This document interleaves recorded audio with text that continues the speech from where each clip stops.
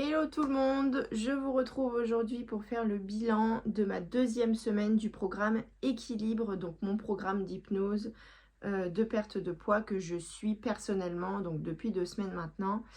Je suis en postpartum et j'ai accouché il y a 7 semaines, 8 semaines bientôt. Et donc je suis assidûment mon propre programme pour retrouver mon poids d'équilibre, un poids dans lequel je me sente bien. Sur la première semaine, je ne sais pas si vous avez vu la précédente vidéo, j'ai perdu 1,85 kg. Donc ce qui était une super perte de poids sur cette première semaine. Et là, sur cette deuxième semaine, j'ai perdu 1,1 kg. Ce qui fait une perte totale de 2,95 kg, donc presque 3 kg en 2 semaines. Sans faire de régime, sans compter mes calories, sans faire de sport. Juste en écoutant des audios d'hypnose, quoi. Voilà. Et pourtant, cette semaine, il y a eu des apéros, des sorties à la plage à manger des pizzas avec les garçons. Enfin voilà, toutes les occupations qu'on a un peu toutes et tous l'été. Et qui, je pense, on croit que ce sont des moments qui sont compliqués pour être au régime et perdre du poids. En vrai de vrai, poursuivre un régime drastique, oui, c'est pas la meilleure période parce qu'on va s'isoler socialement encore plus que d'habitude. En revanche, poursuivre mon programme, toutes les périodes sont bonnes. Il y a plein de femmes qui ont commencé pendant leurs vacances parce qu'elles avaient le temps de s'y mettre. Et elles ont minci en vacances avec des buffets à volonté, des apéros, des restos et tout ça. Donc voilà. Pour faire mon bilan de cette deuxième semaine, j'ai écouté mes audios assidûment tous les matins. Cette fois, j'ai fait aucune écoute l'après-midi ni le soir. J'ai assidûment suivi mes écoutes le matin. Et ça a été bien mieux. Les seuls petits couacs que j'ai rencontrés, c'est qu'il y a 2 jours où les écoutes ont été un peu interrompues par mes garçons qui faisaient du bruit dans la pièce d'à côté, où j'entendais ma fille pleurer, ou voilà, c'était pas hyper facile. Ou alors je me suis un peu mise la pression à me dire il faut absolument que j'écoute le matin. Et donc des fois la matinée elle passait.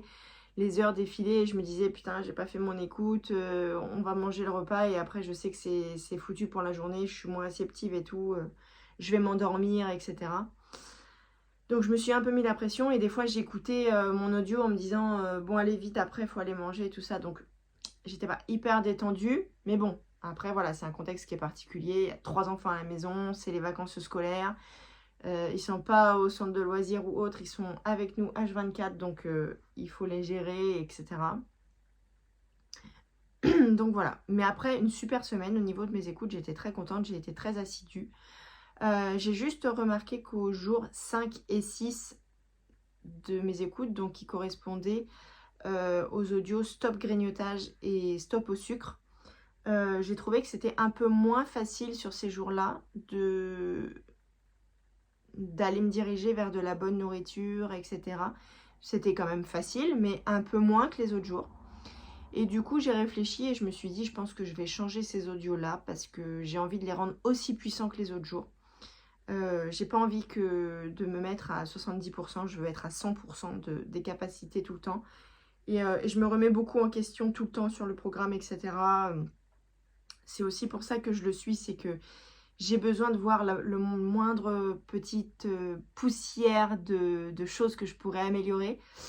Le nom de mon entreprise, c'est Améliorez-vous. Donc si moi, je ne m'améliore pas au quotidien, je serais franchement hypocrite et c'est pas mon genre. Donc j'ai remarqué ça et je me suis dit, tiens, je pense que je vais le changer. Donc le soir, je m'y suis attelée de suite, le soir du 6e jour. Et je m'y suis attelée de suite. J'ai commencé à écrire un audio, j'avais des idées, j'étais inspirée, donc j'ai dit go. Je l'ai enregistré dans la foulée et je l'ai mis en ligne sur le site. J'en ai profité tant que c'était très tard le soir. J'ai dû faire ça vers 1h du matin.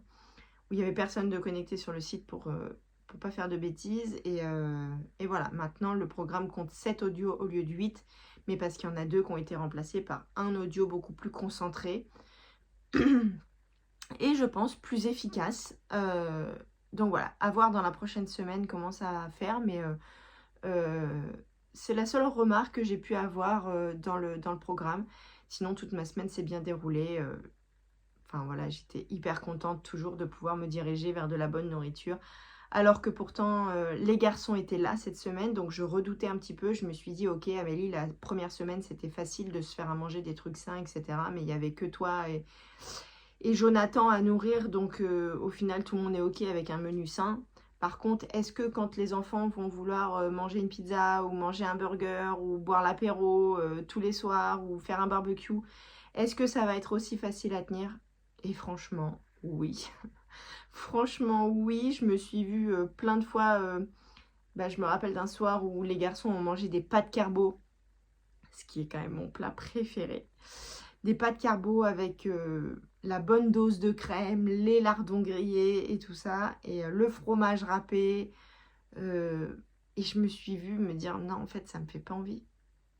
Ça me fait pas envie, j'ai pas envie de manger des pâtes carbo», et ce soir-là, je crois que j'ai mangé des œufs, heu du riz, à la tomate et je sais plus et une salade de tomates, je crois ou un truc comme ça et des concombres. J'ai pas pu manger les pâtes carbo. Ça me paraissait gras, ça me paraissait lourd. J'avais pas envie. J'avais ce réflexe de me dire: «Tiens, je vais en manger parce que c'est mon plat préféré» et au moment de le manger, non, je vais me faire une autre assiette parce que je le sentais pas, en fait.